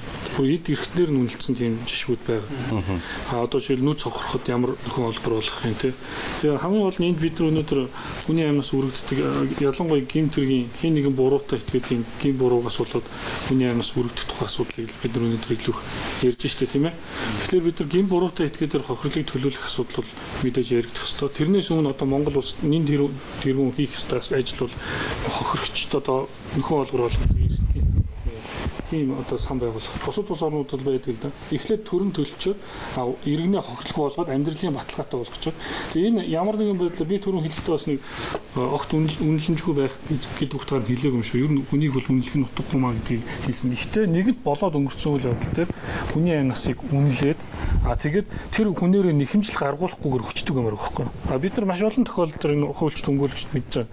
Жишээлбэл хохирчдаг нэг үлдсэний хідэн хүүхдэн ч юм уу амьдралын баталгаа болгоод орон сууц хашаа байшин аваад өгч юм шиг те ийм одоо тэр тэжигч алдсны тэтгэмжийг гаргуулж авах ч гэдэг юм иймэрхүү байдлаар нэхэмжил гаргахлаар баг нөгөө манад нэг тийм буруу ойлголт өгдөг шүү. Нэг өгсөн үнээрээ баг бизнес хийх гэж байгаа юм шиг гэсэн тиймэрхүү сэтгэхүй Монголд яг байдаг байхгүй мэдрэгддэг. Тэгэхээр тэр хохирсон хүмүүсээр энэ мөнгөний тухай асуудал яриулахгүйгээр тэр хохирлыг төлдөг энэ системийг бий болгомоор байна. Тэгээд өнөөдөр бол зөвхөн энэ хоёр жишээ байгаа болохоос яг энэ шиг маш олон жишээ байгаа байхгүй. Жишээлбэл Баян Улгийн аймагт тэгэхээр нэг одоо 3 хүүхэд тийм ээ. Одоо 5-аас 17 насны 3 хүүхэд өнчрөө тоцорж байгаа тэр нэг аваарын хэрэг бас. Уурхай ч одоо тэр налах дүүрэгт бас нэг уурхай ч нэг аав тийм одоо бас 7 хүүхдийн 0-оос 16 насны жилийн 7 хүүхэдтэй. Би бас ингээ өөр дээр тохиолжсэн над дээр ирж хүмүүсийн одоо баримтан дээр тулгуурлаж ярьдаг шин. Гэтэл өнөөдөр яг энэ тохиолдолд жолооч жишээлбэл 30 сая төгрөгөөр торгочоо тий. Нөгөө нэг 7 хүүхдийн амьдралыг авч явж байсан уурхайчны амь насыг бол оршуулгын зардлаар үнэлээд тэгээд жишээлбэл хаан банкныхан танаа гэрээ эзэн чинь одоо амь нас алдсан учраас 5 сая төгрөгийн чөөрөнд хашаа байшингийн авнаач гэдэг юм. Яг бодит амьдрал дээр ийм асуудлууд үнэхээр байгаад байгаа байхгүй. Тэгэхээр энэ асуудлыг шийдэх тийм төрийн одоо хурд хэрэгтэй байна л да. Яг одоо төрөний өмгөөлөгчийн хэлдгээр. Тэгэхээр бол өнөөдөр бидний яриа ингээд яриад өнгөрчдөг биш те. Илүү одоо улс төрчид маань энийг анхаараасаа те гэдгийг би бас хэлмээр байна. Тэгээд чухал сэдвийг хандж ярилцж байгаад. Тэгээд манай хуульч нар бас өнөөдөр энэ ч юм яагаад хэрэгтэй юм бэ? Тэгээ ямар фактуудаар нэлээд ярьсан байгаа л да. Тэгээ миний бодлохоор ингэж бодож байгаа. Ялангуяа одоо энэ хоёр жишээн дээр энэ тий. Ийм жишээ маш олон байгаа. Тэгээ эдгээр жишээнүүд дээр хин нэгний буруутай үйлдэлээс тэр нь ингээ улбаалаад төрийн захиргааны байгууллагын одоо зөвшөөрөл өгсөн үгүйгүй гэл ингээд эсвэл компанийн буруу гэдэг ингээд хийж байгаа шүү дээ. Тэгээ тийм нэг байдлаас болоод хүний амнаас хохирцсан байхад бол миний бодлоор бол эрүүгийн ялаас илүүтэй иргэний хариуцлага руу шилжээ тий. Шоронгийн ялаас илүүтэй мөнгөнд оргуулын хариуцлага руу шилжээ гэдэг юмыг л яриад байгаа юм. Нэлээд ярьлаа бас.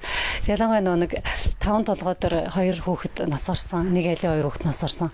Тэр хэрэгээс эхлээд ер нь Монгол хүний амь насыг үнэлэмжтэй болгоё гэд ингээ ярьсан маань. Тэгэд энэ яагаад ингээд ярьж байгаа хэрэг за бүр гэмт хэргийн шин чанартай одоо хүн амны хэрэг тэр бол субъектив санаатай алъя гэдэг ингээ үйлддэг.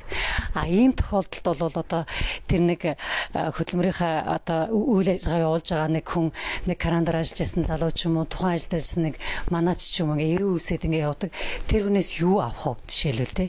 Гэтэл тийм нөхцөл байдлыг бий болгосон компани тийм болгож одоо боломжтой байлгасан төрийн захиргааны байгууллага хариуцлага хүлээдэг тийм тогтолцоо руу шилжээ гэх юм бол бид нар бэлэн байгаа одоо Америкийн тогтолцоо ч юм уу тий сайн манай хуульчид Ромберманы эрхцөө гэл ингээл ярьж байна. Тэр байгаа зэрэг системийг бид нар бас хуулбарлаад аваад тавихад ерөөсөө болохгүй юм байхгүй.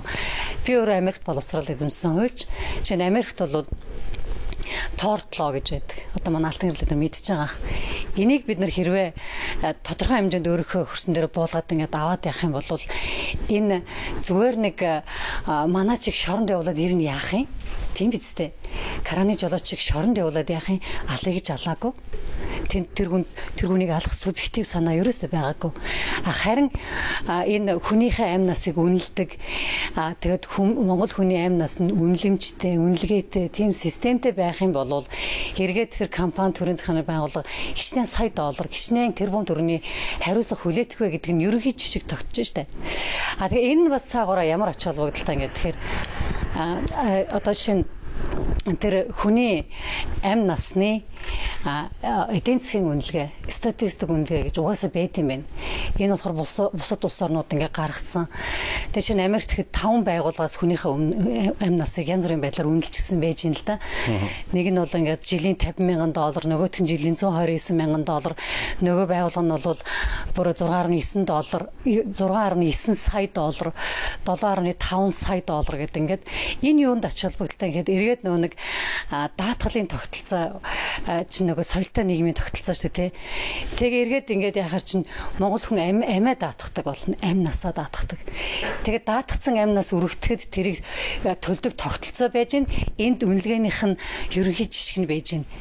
Нэг ийм соёлтой хариуцлагатай нийгэм болох гээд байгаа хгүй бид нар энийг ярьж байгаа шалтгаан. Тэгвэл одоо нэг ядарсан караны жолооч юм уу нэг бас цаана 2 хүүхдээ жих 2 хүүхдээ жиш нэг манай шоронд явлаа гэд тэр хүний алтай юм юугаарч төлөвдөхгүй өшөө цаана тэнд ингээд нэг гэр бүл нустайгаа нулимстайгаа хотолтой тэгээд бас дахиад шоронгийн юу нэмэгдэнэ. Тэгээ энд бол бидний хүсэж байгаа үр дүн ерөөсөө биш байхгүй. Бидний өнөөдөр та бидний яриад байгаа энэ хүний амь насыг үнэлгээтэй болгоё. Даатгалын систем энэ бүхнийг яриад байгаа чинь юу юм бэ гэхээр ерөөсөө л тэр хүний маань амь би нэг энгийн жишээ авсан байхгүй юу. Юу гэхээр хэрвээ та гэртээ ингээд айгүй үнэтэй юм гоо шилэн ваарн сав худалдаж авсан байлаа гэхэд тэр чинь та маш өндөр үнээр авсан. Тэгээ тэр чинь өөрөө эмзэг учраас унаагаа тагалчихгүй тул та бүхнийг л хийн. Тэрнтэй яг адилхан. Тэгээ унаа таарч тэр маш харамсалтай та тэрийг хитэн дөрөөр авсан бэ. Дараа нь тэрийг 100 жилийн дараа та хитэн дөрөөр зарах вэ гэдэг үнэлгээ байж байгаа байхгүй. За яг энэ нэгд бүдүүлэгдүү юм шиг жишээ боловч өнөөдөр Монгол хүний амнаас ямар ч үнэлгээгүй байгаа учраас өнөөдөр баян эмэгтэй зүүдэг алчуурны үннээс хямдхан өнөөдөр үнэлэгдэж байгаа байхгүй юу. Тэгэхээр энэ үнэлгээтэй ийм үн цэнтэй амийг өрсдүүлэхгүй тулд эрсснийхэн дараа нь асар их хөрөнгийн хохиролд ундаг тийм систем байж хат төр засаг нь өөрөө хууль эрх зүйн нийгэм эдийн засаг соёлынхоо тогтолцоогоо сайжруулж өгнө. Компани өөрөө одоо компани гэж бодоход компани өөрөө тэр бүхий л хүний эрхийг зөрчигдөхгүй байх тэр бүх стандартуудыг нэвтрүүлнэ. Дор ажил байшин барьж байгаа барилгын шатан дээр хүн халтарч унахгүй тул халтрагаатай шат хийдэггүй л болно тий. Тэгээ сая хэллээ те ингээд халтраад унчвал тэр тортлог систем хэрэг үйлчлдэг бол халтраад унчвал тэр компани өчнөө сая доллар нэхэмжилждэг байхгүй юу.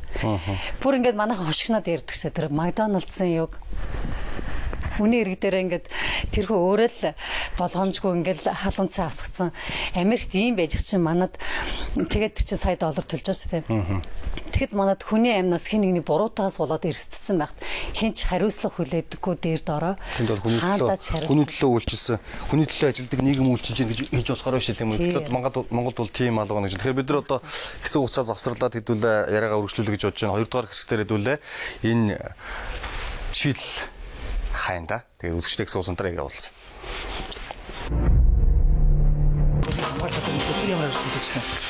За үзэгчтэй тэгэхээр нэвтрүүлэг үргэлжилж байна. Бид завсарлагын явц ч гэсэндээ бас ярилцаа л байна.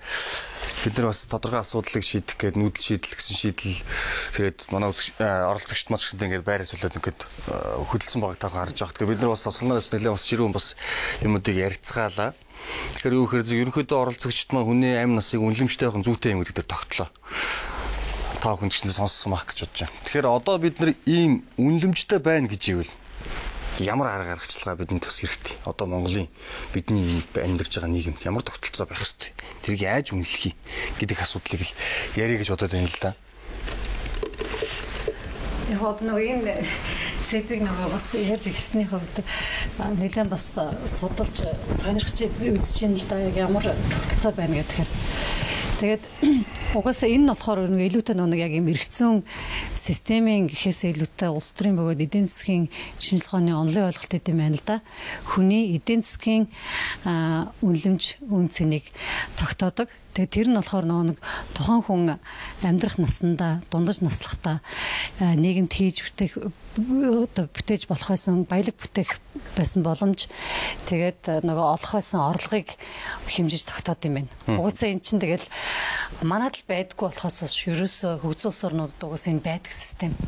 Тэгээ одоо энийг бид нар яаж тийм хуульчлалын системд оруулах ингээд хүмүүс янз бүрээр асуувал байна л да. Одоо бид нар чинь бас хөгжиж байгаа ор юм болохоор суралцж байгаа ор юм болохоор ингээл тал талаас нь бид нар мэдгээл ингээл ядж штэ тий. Бүх юм шинэ байж штэ бидний хувьд бол хүнийхээ амийг үнэлэх, эдийн засгийн үнэлгээтэй болох эдгээр чинь дандаа шин зүйл ээж байна. За бүр яг хууль эрх зүгээр ингээд хуулиар ингээд тэгж үнэлэн шүү гэдгүй юм байна.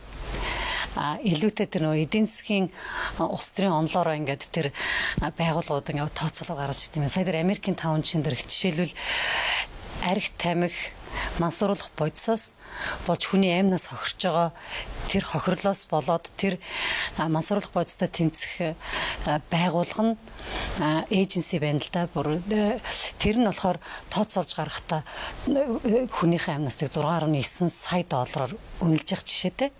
Байгаль орчны байгууллага бас нэг өөрөөр үнэлж явах жишээтэй.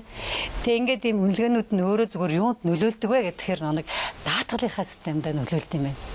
Даатгалаар одоо нөгөө амнасаа хүмүүс ч үнэлдэг шүү дээ, тий.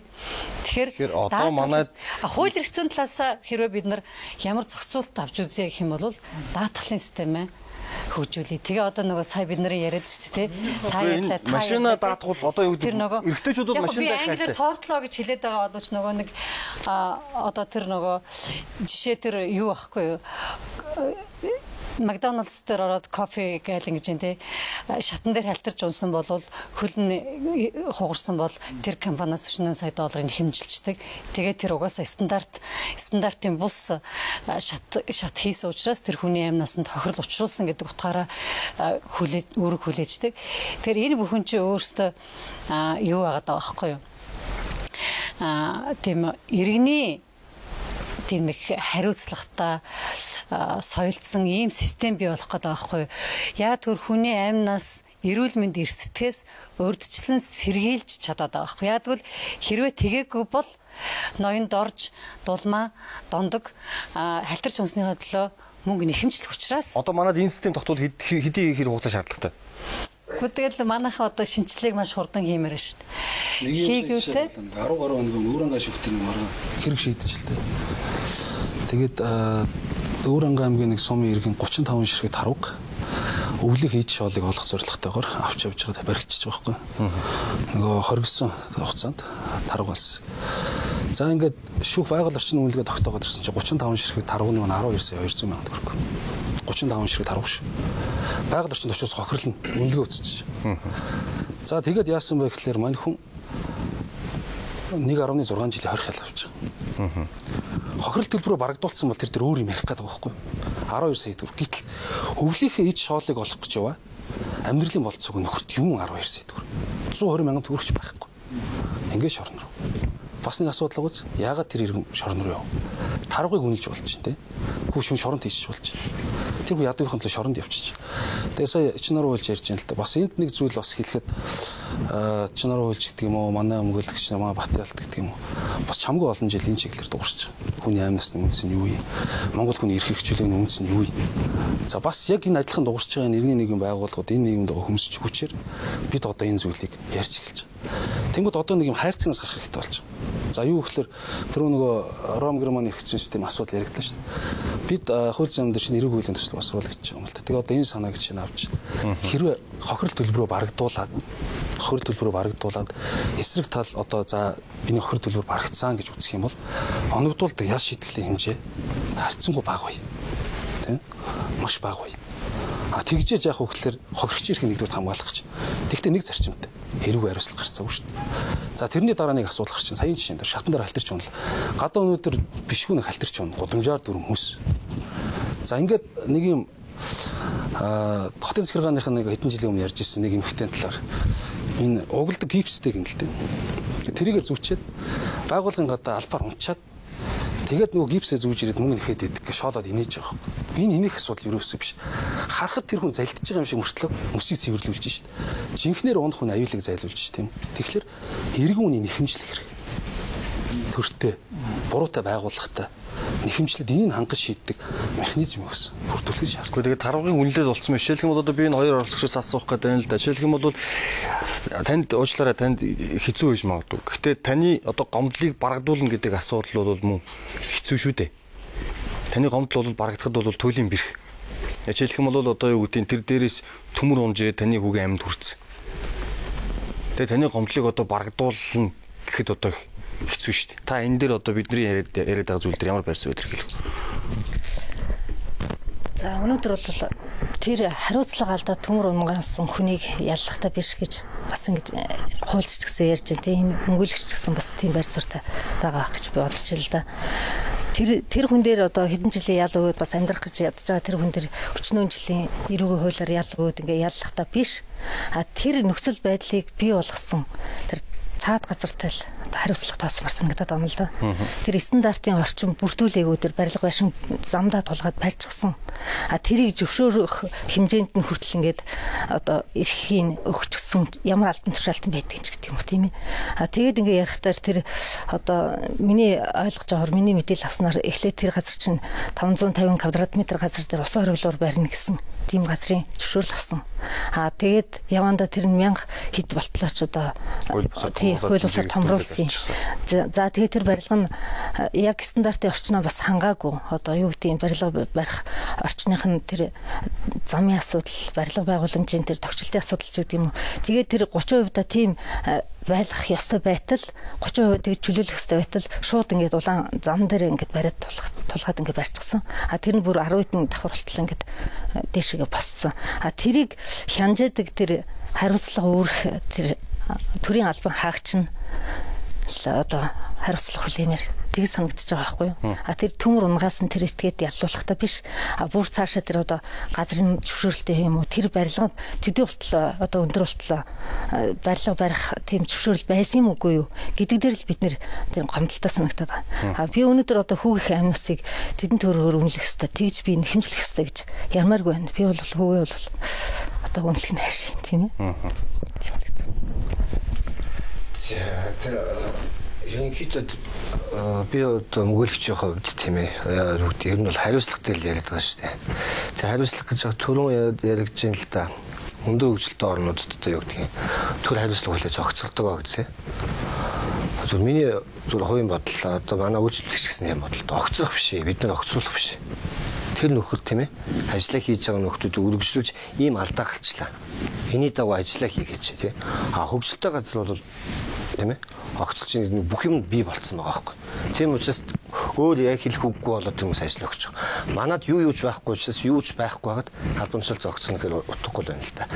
Тэгээд би энэ дээр нэг санаа хэлэх гээд байгаа юм юу гэхээр өөрөөр одоо тэр помп гэдэг байгаа тийм барилгын кран унчлал гэдэг байгаа сэтгүүлч нар бол тэр барилгын бетон зурмаг шахагч помп гэдэг машин байхгүй. Тэр одоо тэр бол мондөг бүтээмж өндөрлөлтөй технологи шүү дээ. Өөрөөр 2002 онд одоо хувийн хвшлийн шумаар орж ирсэн технологи барилгын салбарт. Тэр бол маш өндөр бетон цутгадаг. Тэгээд үндсэндээ барилгын өтгөх зарлыг маш хямдруулж байгаа л хэдэлтэй. Гэтэл хувийн хвшлийн дээр технологи гаднаас аваад ирж хахад тэрний аюулгүй ажиллагааны заавар гэдэг ямиг баталж өгөөгүй. Өнөө хүртэл явцсан байна. Одоо юу гэдэг бид нар барилга хот байгуулалтын бус байгууллагуудаас лавлж байгаа юм л да. За энэ маш помп унчлаа. Энтэй холбоотой тусгаасан аюулгүй ажиллагааны заавар байна уу гэхээр өнөөдөр байгаагүй хэлэхгүй л байгаа байхгүй. Гэтэл ганцхан стандарт байгаа. Тэр стандарт нь үндсэндээ одоо бид надад байж л байгаа л да. Тэр стандарт юу вэ гэхээр тэр машины одоо нэг шилчээний гэж ярьдаг шүү дээ. Шугам зураг. Тийм ээ. Энэ машин ямар түүхий эд ангиас бүрддэг тэрийг зураад баталсан тийм л юм аа. Гэтэл тэр машиныг яаж аюулгүй ажиллуулах уу гэдэг юм төрөөсөө заагаагүй. Гэтэл тэр машин өөрөө ерөөсөө Sega тоглоом тоглож байгаа юм шиг тийм удирдлагатай машин байна. Тэрийг юу гэдгийг үндсэндээ сургууль оюутан ажиллуулж байгаа юм гацсан тийм л болсон шүү дээ. Үнэхээр харамсмар. Гэтэл бид нар яагаад төлийг буруутгаад байна гэхээр энэ машины аюулгүй ажиллагааны стандартыг гаргаж өгөөгүй тийм ээ. Энэ төр буруутай. Ингээд цаашаа ярих юм зөндөө бий л дээ. Тэгээ яг хөө зүгээр шууд үнэлэмжгээ тэр тортлоо гэдэг юм одоо манай тэр иргэний хуулиар одоо ижилчсэд юу нь бий л дээ. Одоо гим хор уучлуулснаас үүсэх үргийн хэлцүү гэ тий. Энэгээр ингээд явах юм бол манай иргэний хууль бол өнөөдөр юу гэдэг юм энэ бидний яриад байгаа асуултанд үндсэндээ хариулт өгч чадахгүй. Шууд тэрийг бол юу гэдгийг хаанааг үндсэндээ хүлээн зөвшөөрөхөд болохгүй юм байна. Сая завсарлагаанаар бидэнд бас асуулт ирсэн иргэдээс юу гэхээр зэрэг энэ нөхөр нь өнгөрсөн 6 сар төмрийн үйлдвэрт ажилдаг гэж байгаа үйлдвэрлэл ослоор нас орчиж байна. Тэгсэн тэр цалингийн зээлтэй байсан учраас үйлдвэрээс нь ямар нэгэн нөхөн алгуур гэсэн юм өгөхгүй. Яг л танай нөхөр манай компанид өртөө гэсэн учраас гэж хандсан. Энэ одоо ямар учиртай юм бэ? гэж иргэн асуулт тавьсан байна л да. Өөрсдөө л гомдолтой байгаа гэдэг компани буруугаас хөдөлмөрийн аюулгүй ажиллагаа хангаагүй гэсэн нөхөр нь асуурсан. Гэтэ 6 сарын цалингийн зээлтэй байсан. Тэгээд нөхөн олоор авч чадаагаа өршөөрөм зардалж авч чадаагаа гэсэн. Надад ч юм бол яг өнөөдрийн бидний яриад байгаа юмны яг хариулт хийж штэ. Сая нэг нь хэлсэн. Эд хөрөнгийн юу тарганы хохирлыг болохоор төлөвлөж байна. Тэгсэр нэг хүний 8 насны хохирол төлөгдөв. Наад хүний чинь 8 насны хохирлыг төлөөгүй мөртлөө нөгөө тэр хүний компанид учирсан одоо тэр хэдэн төгрөгийн цалингийн зээлийг бол шууд бүхэн бүтэн 8 насаар нь үнэлээд авч штт.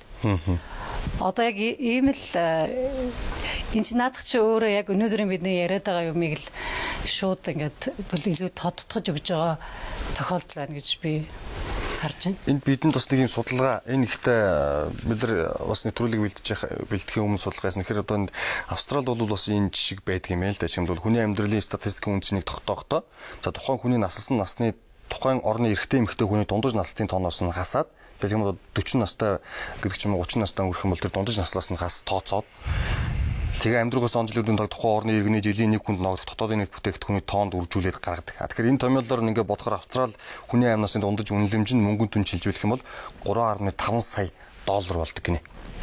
Хэрвээ яг одоо Монголд хэрвээ яг энэ аргачлаар ингээ тооцоод үзэх юм бол жишээлх юм бол нэг Монгол хүний 8 насыг нэг 100-аас 300 сая төгрөг болгох тийм боломжтой гэсэн нэг тийм судалгаа байдаг юм л та. Надад чинь бид нар л зүгээр тэр гаргаж дэвшүүлж ийсэн 300 мянган төгрөгийн тэвэж 300 мянган төгрөгийн нэг оршуулгын зардлын хажууд 300 сая төгрөг доллар шарав шээ 300 сая төгрөг одоо зүгээр дотоодын нийт бүтээгдэхүүнээр үнэлээд тэр одоо юу гэдгийг надад чинь бас айгу бүдүүлэг аргачлалч байж магадгүй л дээ одоо Монгол хүний дундаж насалж одоо эрэгтэй хүн 68 нас, эмэгтэй хүн 72 нас аахгүй юу. Тэгээ манай дотоодын нийт бүтээгдэхүүн чи одоо $3200 гэж 12 оныхоор бол тэг ингээ бодохоор нэг тийм хавцаа тооцоол байна л да. Яг мэдээж дотоодын нийт бүтээгдэхүүний үн өртөг өсөх тусам Монгол хүний амнаас энэ юугаар бол үнэлэгдэн л дээ. Гэхдээ илүүтэй яг зөвөр тухайн үед ингээд яг судлаад нэг нэлээд примитив шатанда байж хатал яажсан томьёолтой. Одоо бол ингээд бүр Америк эдийн системийг судлаад үзэхээр тэр статистик үндсэн чинь нэг саяын миний хэлээд байгаа тэр 5 байгууллагын гаргасан юу гэдэг. Ингэхээр улс орон болгон өөр өөрийн тийм үнэлэмжтэй л байгаа хгүй юу. Тэгэхээр заавал яг тэгж бодох юм уу эсвэл бол арай өөрөөр бодох юм уу гэд бусад орнуудын бодож байгааг. Одоо би энэ дээр бол яг үннийг хэлэхэд эдийн засгчид тэр улс төрийн шинжилгээ ухааны хүмүүс энэ рүү анхаарлаа хандуулаасаа гэж бодчихно. Одоо бид нар бол үндэ яг тэр шинжилгээ ухааных хүмүүс биш шүү дээ. Ямар ч гэсэн үнэлэмжтэй байя.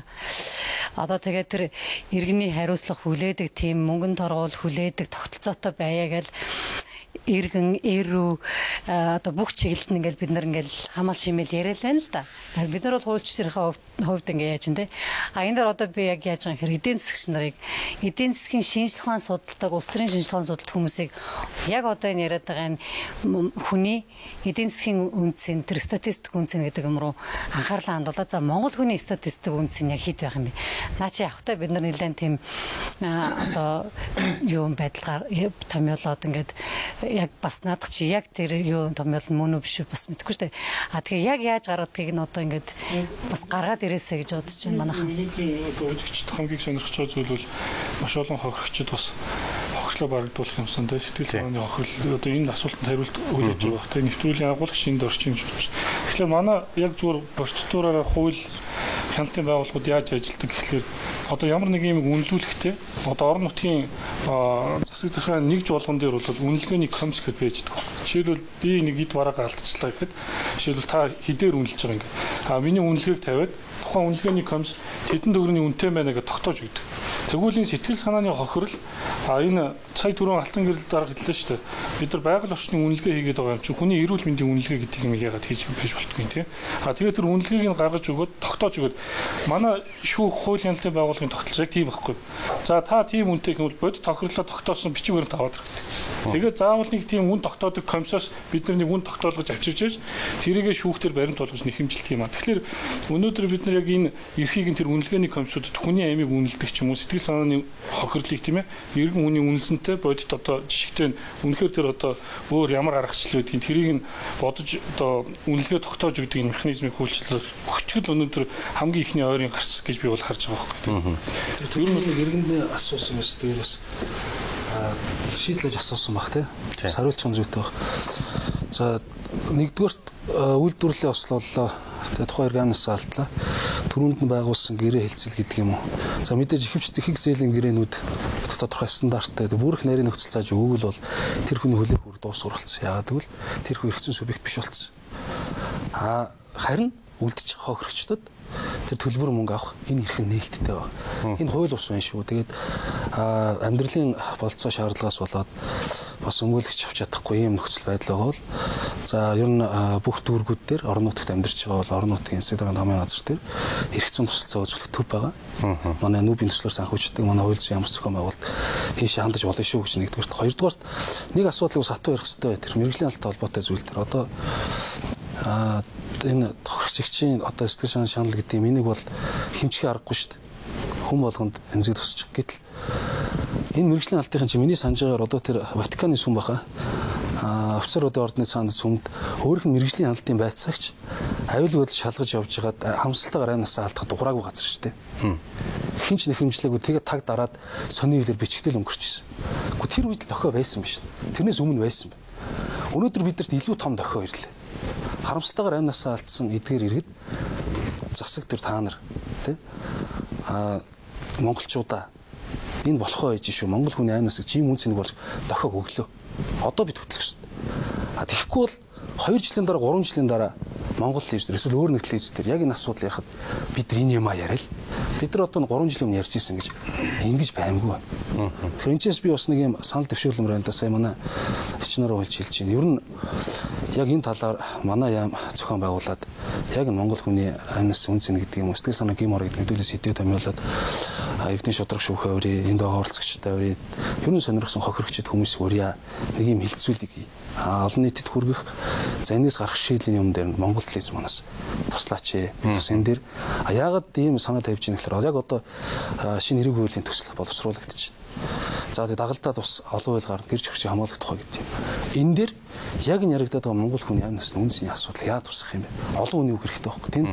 Тийм мундаг мэдлэгтэй хэдэн суугаад дэмжиж байгаа биш. Бид сайлхаар л ингээд олон түмний санаа бодлыг сонсох хэлцүүлэг зохион байгуулад энийхээ өрөөнд ер нь бүгдээр нэг ярилцвал яасан юм болцоо байна гэсэн. Ийм санал. Баярлалаа. Тэгэхээр бас нэвтрүүлгийн бас үр дүн гарч ийн гэж үзэж байна. Тэгэхээр энэ маань өшөө илүү үргэж энэ яамнарын бас чиг үүрэг болоод ингээд бас явахаар боллоо шүү. Тэгэхээр энд би бас баяртай байна. Тэгэхээр бас нэг үзэгч маань сая асуусан байна. Миний чихвчэнд манай туслах хэлээ. Тэгэхээр юу гэхээр зэрэг дундаж наслалтанд 68 байдаг юм бол түүнээс дээш настай хүмүүс хэрвээ золгүй байдлаар амнаас алдагч юм бусдын гарт амнаас алдсан тохиолдолд хаашаа нэг нас өндөр настай хүмүүсийн амнаас нь үнгүй байх юм уу гэсэн зүйлийг асуусан байна л да. Энийг яг бид өнөөдөр ярьж байгаа шүү дээ. Зүгээр манад бол 68-аас дээш байх хүнийг үнэлдэг үнэлэмж механизм байхгүй байг л бид нар бий болох гэж ярьж байгаа учраас манай үзэгч мал тэ энэ дээрээс саяны хэлсэн хилцүүлэг дээр ирээд саяныхаа санаа оноо бас л хэлэх зүйл болох гэж байна шүү дээ. Наад сүлттэй холбогдуулаад ер нь одоо тоотлоо гэдэг байгаа шүү дээ. Тэнтэй холбогдуулаад хохирогч ерөнхийдөө одоо юу гэдэг Америк ер нь тэр нөгөө common law системтэй орнуудад 4 төрлийн юмыг нэхэмжил гаргах хэрэгтэй юм байна л та. Нэгдүгээр шууд материалын хохирол буюу тийм ээ. Яг хэдэн өрхөө хохирсон юм. Өөрөөр хэл тэр одоо тэжигч алдсан нэхэмжил гаргаж ирэл та чинь ажилд. За сарын сая төгрөгийн цалинтай хүн тийм ээ. Тэр хүн амнасаа алдчихад үлдэж цуцж байгаа гэлтэн өөрөөр хэл тэр сая төгрөг байхгүй болчих байгаа байхгүй юу. Нэгдүгээрт энийг нэхэмжил тийм ээ. Хоёрдугаарт нь эдийн бус одоо манай иргэний хуулиар болохоор юу лээ эдийн бус хохирол буюу өөрөөр хэл тэр сэтгэл санаа зовлон шанал тийм ээ. Хайртай хүний чи аваа явчлаа. Энтэй холбогдуулаад тэр хүн ямар тийм ээ нөхөн төлбөр төлөх систем гэдэг юм яг. Гуравдугаарт нь болохоор тэр одоо юу гэдэг юм бэ? Монгол руу орчуулахад бол амьдралд хайртай байсны нөхөн төлбөр гэж байгаа байхгүй. Яг наад категори бол чинь 3 тэр настай хүний охил тийм үү.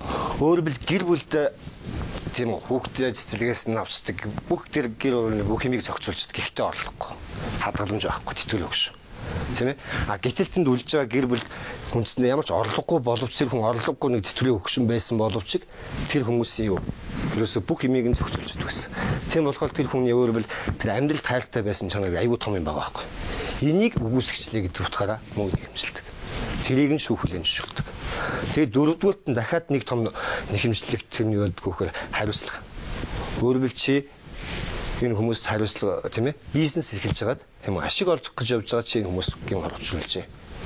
Тийм ээ тэгээд энэ ашигаараа хариуцлага болох хэрэгтэй. Өөрөөр ийм дөрвөн чиглэлийн одоо юу гэдгийг хохирлыг Америк одоо юу гэдэг common law буюу тэр одоо нийтийн эрх зүйн тогтолцоо доонууд гаргаж өгдөг л дөө. Гэтэл манад өнөөдөр үндсэндээ алж байхгүй. Аль нь ч байхгүй гэж хэлэх бас болохгүй л дээ. Эдийн бус хохирол гэж шүү дээ. Одоо нөгөө сэтгэл санааны хохирол гэдэг юм ба шүү дээ. Тэрийг одоо хамгийн сонь юун дээр ялдаг вэхээр Ингтэмэр миний тийм ээ ихэм сайхан нэр төрийг сэтгүүлч дольж өдрийн сан дээр бичээд намайг миний нэр хүндийг шалан дээр унгаачлаа. Одоо миний нэр хүндийг босгож ирээ. Ген ихэмжлэх юм бол энийг эдийн бус хохирол гэж тооцоод шүүх барагдав. Тэр чинь нэр төр сэвдүүлсэн ингээд замбраагүй мөнгө нэгт юм багч лээ. Замбраагүй нэр төр мөнгө төрөг нэхэн тэгээд ил чинь замбраагүй мөнгө өгөхгүй юу бас ялгаатай. Гэхдээ би нэг санаа хэлэх гэдэг шүү дээ. Яг эдийн бус хохирол өөрөөр надад училсан зовлон шанал гэх буюу тийм ээ.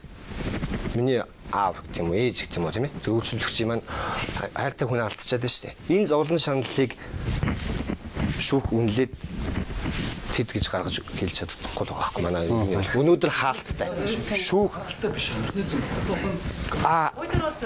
хүний би хүнийг болчих байсан. Хүнийг нэг нүдийг хараагүй болгочих. Тэгээд юу гэдэг нөгөө хохируулж учруулсан эмчилгээнд нь бас мөнгө өгöd. Гэхдээ нөхөгдөхгүй. Тэгээд аргийнх нь өөрийнхөө болцоогоор мөнгө өгöd. Ингээд яхад хохирогч тал нь илүү их мөнгө нөхөх шүүхтэр би гомдолтой. Бидэнд хүрэх нөхс эдгээр эдийг өглөө. Тэгэхэд хэлэхэд за нэгэнтээ чи хохирлоо барагдуулаагүй юм чинь чамд өгөх ял шитгэл өндөр байна гэж өгдөг энэ систем биш. Бид нар үр дүнгийнхэн талаар тэгээ үр нөлөөнийхэн талаар хохирогчийн сэтгэл санааг хэрхэн барагдуулж байгаа энэ талаас нь ярьж байгаас биш манай тус байхгүй ш би тийм хангалттай байгааг л бид ярьж. Одоо бид тэгэхээр энэ хүний энэ 8 насны өмнө хэмжээ тухайн асуудлыг жишээлбэл одоо байж байгаа юм эсвэл шинээр энэ гарч ирэх гээд байгаа энэ хуулиудад ингэж шингээж өгөх юм уу эсвэл дангаар нь одоо юу гэдэг ч юм уу бас нэг юм хуулийн төсөл болгоод хууль болгож баталсан эсвэл оновчтой байдаг юм болов уу? Яаж шийдвэр энэ зохицолтой гэж иргэдэд шүү бид нар энэ 2 дугаар хэсэг дээр. Тэгэхээр ер нь бол бид нар одоо энд сууж байгаад энэ аргачлалыг шийдчихгүй тэр сая сүүлийн асуулт их асуусан хүмүүс өөр ойлгоорой тийм ээ. Бид энд бол зүгээр өнөөдөр ийм хэрэгцээ шаардлага байгаа юу? Нөхцөл байдал ямар байна вэ? Үнэхээр энэ асуудлыг шийдэх ёстой юу гэдэг дээр л яриад байна шүү дээ. Тэгэхээр аргачлалын тухайд бид нар одоо өнөөдөр шийдэхгүй. Төрөл бүрийн аргачлал байна. Түрүүн чи одоо шинээр хуульч хэлж байна. Манай их тамир хүмүүлж ярьж байна. Хүмүүс байна гэдэг бүгд өөр өөр одоо сонсож мэдсэн судалсан тэр одоо аргачлал мэдээлүүдээ хэлж байна тийм ээ. Тэгэхээр дотоодын нийт бүтээгдэхүүнээр нь үнэлж байна. Хөдөлмөрийн үйлсийн доод хэмжээгээр нь дахин тодорхой хувь дахин нэмэгдүүлж болгож байна тийм ээ. Эсвэл одоо бүр одоо яг таблиц байдлаар зохицуулсан зохицуулт байна. Жишээлбэл одоо Эрдэнэск гэдэг Оросын Эрдэнтийн гаргасан таблиц байт юм л тэр 99 онд гаргасан таблиц байдаг хаа дээр санаж байна. Тэгэхээр тэр таблицаар бол энэ зөвхөн амь насны асуудал биш. Түрүүчийн манай Батялт хуульчийн хэлдгээр одоо эд эрхтийн нөхцөл үнэлсэн. Үнд гэмтлийн зэрэг мэрэг тэгээ тэр нөгөө сэтгэл санааны хохирол гэдэг эдийн бус хохирлыг бүгдийг үнэлсэн таблиц байгаа. Тэгээд тэр таблицыг яг Оросын албаны улсад бол одоо шүүхийн барагтад бол хэрэглэхгүй байна. Харин Украин тэр таблицыг Украины дээд шүүхээс тогтоол гаргаад шүүхийн барагт хэрэглэхээ шийдсэн байгаа байхгүй. Тэгэхээр янз бүрийн аргачлалууд байна. Тэгэхээр манад ямар аргачлалын одоо оновчтой вэ? Манай хөрсөнд буухай эрх зүйн тогтолцоонд наалдах вэ гэдэг юм а бид нар өнөөдөр гарахаасаа илүүтэйгээр харин магадгүй манай алтан гэрэл дараагийн санаачлага бол бас үр дүнтэй байж болох юм. Тэр хилцүүлгийн дараагаар ажлын хэсэг байгуулагдах юм уу, судалгааны баг байгуулагдах юм уу, хамтрах юм уу те төрийн болоо төрийн бус байгууллагууд нийлээ энэ дээр ажиллах хэрэгтэй. Тэгээ магадгүй энэ хүсэл зориг нь ус төрчдийн хүсэл зориг байхад бол энэ асуудал бол одоо хууль эрх зүйн орчинд нь бол бий болох боломжтой байхгүй. Тийм ээ хууль эрх зүйн орчинд бол бий болох боломжтой. Зүгээр түрүүн тэр даатгалын тогтолцооны юм ярьж энэ бас хоёр бас өөр юм. Иргэний харилцаа, хөдөлмөрийн харилцаа тэр юуны төрийн тусгай албан чигээр хэрэгжүүлж байгаатай холбоотой албан гүйцэтгэж байгаатай холбоотой харилцаа бол даатгалын системээр тохиолдож бас харьцангуй боломжтой асуудал байгаа юм тийм ээ. Гэтэл яг хин нэгэн этгээдийн гин буруутай үйлдэлийн улмаас одоо гим хор амсаад хохирол амсчаад байгаа хохирчийн тухай асуудал бас нэг өөр асуудал тийм ээ. Тэгэхээр тэнд бол мэдээж хэрэг энэ нөгөө үндсэн хуулийн 19-ийн 2 дээр байдаг. Төр бол иргэнийхэн эрх хэрэгчлөөг хамгаалах тийм ээ сахин хамгаалах тэгээ зөрчигдсөн тохиолдолд сэргээх учирсан хохирлыг барагдуулах үүргийг хүлээж байгаа байхгүй. Тэгэхээр энэ үүргийнхээ хүрээнд энд бол төрийн механизм бол зайлшгүй ажиллах хэрэгтэй. Гэмтэргийн улмаас одоо юу байгаа штэ. Иргэн байцааны шийдвэрийн 44-р бүлэгт байдаг. Хэрэг бүртгэж мөрдөн байцаач прокурор шүүгчийн буруутай үйл ажиллагаанаас болоод хин нэгэн итгээд хохирсон бол тийм ээ хил зэрэгт холбогдож хохирсон бол тэр хүний хохирлыг төр хариуцж барагдуулах гэсэн аль байдаг. Тийм ээ төр хариуцж барагдуулна гэдэг нөө төрийн аль багчийн өмнөөс хариуцлага хүлээж гин буруутай эсгээс нь үл хамааран. Яг тэрнтэй адилхан гин талхаад өрцөн тохиол тэр гин хорыг арилгах хохирлыг барагдуулах асуудлыг бол энэ хуулиар зохицуулах хэрэгтэй. Олон улс орнууд бол хуулиар зохицуулсан хуулиар яг энэ гинтэргийн хохирлыг барагдуулаад төр хариуцсан явж байгаа. Харин төр нь өөрөө гин буруутай этгээдтэйгээ яаж хохирлын асуудлыг зохицуулах вэ гэдэг асуудал тэр өөрөө төр өөрөө үүргээ биелүүлээгүй. Тэгвэл гэмтэр гүйлсэн гин буруутай этгээдтэй бол хариуцсан тогтолцоонд ажиллаж байна. Тэр нөхөн төлбөрийн асуудал нь бол тийм тусдаа зохицуулалт явж болно. Сонсогчдоо эсвэл нэг юм хэлж байна. Нөгөө хэлж ирсэн дээр. Тэгээд ямар ч байсан одоо манай хохирогчдыг би бас дэнх тамир өмгөөлөгч үйлчлэгчтэй уулзж ирсэн. Талигч наавтай одоо энэгч мас сууж байна. Тэгээд ер нь бид нар зарчим үед нэг юм дээр бүгдээр угсаа санал зүрхгүй. Энэ хүмүүс аймнаас ингээд дүнснийг өргөдөх ёсгүй тийм. Тэгээд бас ингээд олонний тэвэл мэдээлэл хэрэгслээр яриад юм энэ юмны төлөө явах хүнээс бас зориг шаардна. Хүмүүс янз бүрээр хүлээж авах тийм. Тэгээд ямар ч байсан энэ тохиолдсон салбарыг төрийн засгийн төв байгууллагыг төлөөлж байгаагийн хувьд бас энэ иргэдтэй бас талархал илэрхийлмээр байна. Тэгээд бидний гол хийх дүгнэлт бол энэ хүмүүсийн амнаас дүнснийг өргөдөх гэсэн. Бид яаж энэ төлөө ажиллах вэ гэдэг л энэ бол дамаа төрийн аль багч бидний үүрэг. Тэгэхээр бидний бас ярилцах цаг бас өндөрлөх тийшээ хандж байгаа нөхөр зэрэг бас эндээс эерэг үр дүн гарсан алтан гэрэл дараагаас санаачлаад танаа яам дээр ч юм уу эсвэл нэг газар энэ хилцүүлэг үргэлжлүүлэх бах та бүхэн цагаа товлоод бид бүхэн зарлаад иргэдэд бас энэ мэдээлэл хүргэе. Тэгэхээр биднийг бас өнөөдөр үзэж байгаа үзэгчд бас энэ хилцүүлэгтэр ирээд бас санаа оноогоо хэлээд ингэх юм бол цаашаа бас энэ дээрээс хүний эрхийн комиссын Батагийн хэлдгээр бол бас ажлын хэсэг гараад энэ дээр бол нэлээд түлхүү ажиллах боломж бол байна гэдэг нь харагдаад. Тэгэхээр би микрофон хоёр оролцогчдоо шилжүүлээд нэвтрүүлгээ өндөрлөе гэж байна. Та бүхэн энэ нэвтрүүлгээр дамжуулаад төр засагт ард иргэдэд хэлэх үг байх юм бол хэлээч гэж хүсэж байна. За зөвхөн саяхны нэг нэвтрүүлгээр Францад тосон нэг хэргийн тухай би сонсч байсан л да. Энэ дээр гудамжны хэсэг залуучууд мөргөлдөн хийсний улмаас 3 залуу амнаас нь өргөцсөн байдаг. Тэгээ тэрэн дээр бас тэр Францын ерөнхийлөгч өөрөө уучлалтгүй хаад байж лээ. Гэтэл одоо энэ манай хоёр тохиолдол төр бол өнөөдөр төрийн одоо өндөрлгүүд ч гэх юм уу ямар нэгэн байдлаар уучлалтгүй байгаагүй. Манай хоёр тохиолдол бол яг харахгүй төрийн одоо өмнөөс албан хааж байгаа тэр хариуцлагагүй этгээдийн улмаас л одоо охирсон хохирол гэж үзэж байгаа. Тэгэхээр цаашдаа хүний үнэлэмжтэй ингэж болчих юм бол одоо тийм хууль хэрэгцэн орчин бий болох юм бол бас дараагийн ийм залгүй явдал дээр бас тэр хүмүүс нөхөн төлбөр аваад бас сэтгэл санааны багч гэсэн одоо охирлоо тий барагдуулах ийм боломж бүтээсэл гэсэн тийм л юм хэлээ. За тэгээд өнөөдөр бас бид нэлээд чухал сэдв бас чухал бас тэгээ айгүй хүнд сэдвэлтэй тийм ээ тэгээд бас нэлээд талбаргүй яллаа. Тэгээ манай Батцаах ах ирсэн бол бас нэлээд тодорхой ярих байсан бол гэхдээ манай ажилтаа болоод би хэллээ л дээ. Тэгээ ер нь бол би бас нэгэн шууд эффект байхаас энэ боломжийг ашиглаж нэг санааг хэлмээр байна л та. Тэгэхээр тэрний үхээр энэ наран чимэгч Батцаах ах энэ хүмүүс маань өөрөө их том иргэний зүй гарч байгаамаа тийм ээ. Өөрөө бил юу гэдэг юм наран чимэгч Батцаагч гэсэн хэлж байгаа шүү дээ. Өөрөө бил миний хүүхдэгч босчихгүй. Би дахиж олон аав ээжтэй тийм ээ. Энэ зовлон шаналлыг үзхийг би бол хармааргүй наа гэдэг хэлмийг хэлж байгаа. Энэ нийтлэл явж байгаа юм л да. Тэгээд тэрэнд нь би одоо чадхад хараа туслаа явж байна л да. Тэгэхээр олон нийт тандж хэлэхэд бол юу гэдэг юм та бүхэн бас тийм ээ. Энэ иргэнд олон нийтгэл дундаа хэвлэл мэдээллийн ч гэсэн бас би өсөлт болгох тамаар байна л да. Өөрөө бил мартаж болохгүй нөгөө мартуул сүннэ гэж нэг одоо нийтлж баабар хэлжсэн яг л тэлэлтэй үндсэндээ бити мартаач тийм ээ. Өөрөө манай шүүхийн процессыг уддаг шүү дээ. Ингээд тийм ээ. Тэгэл ингээл явж итэл нөгөө хэрэг юу болсон бэ л гэж бид нэр. Одоо би ч гэсэн оюутан багт одоо хууль ингээл явж ил нэг л хаалдахтай хэрэг байдаг ингээд эхлээд их компьютер ингээд яаж идэх сүлдээ мартчихдаг юу болсон яасан. Хохирол болсон байдаг. Тэгэхээр энэ дээр бол юу гэдгийг одоо түүний байгууллагын хүмүүс ч байна бас санаа тавина гэж байна. Тэгээ хэвлэл мэдээллийн бол олон нийтэд бас санаа тавиараа энэ ганцхан тийм энэ хоёр хүний бас бүгднгийнх нь асуудал. Баярлалаа. Тэгэхээр үзэгчдээ өнөөдрийн нүүдэл шийдэл ток шоуны дугаараар өндөрлж байна. Тэгэхээр та бүхэнд энэ нэвтрүүлгийн үргэлжиллийг одоос төрийн байгууллагуудын оролцоотойгоор хилцүүлэг болгож хүлээж авч өөрөө бас оролцох боломж байна гэдгийг хэлээ. Ингээд баярлалаа.